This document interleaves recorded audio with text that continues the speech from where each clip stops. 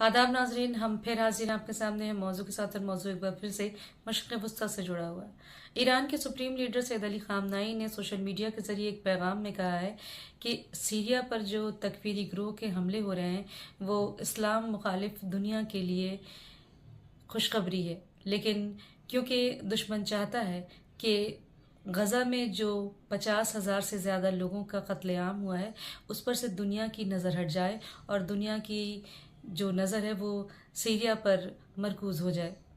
आपको क्या लगता है कि इस पैगाम में ख़ामेनेई गज़ा के लोगों पर जो बर्बरियत हुई है उस पर इंसाफ चाहते हैं, या फिर जो इस्लाम मुखालिफ दुनिया है उसका चेहरा दुनिया के सामने लाना चाहते हैं? आप अपनी राय से हमें कमेंट सेक्शन में ज़रूर नवाजें और देखते रहें हमारा चैनल न्यूज़ 18 उर्दू।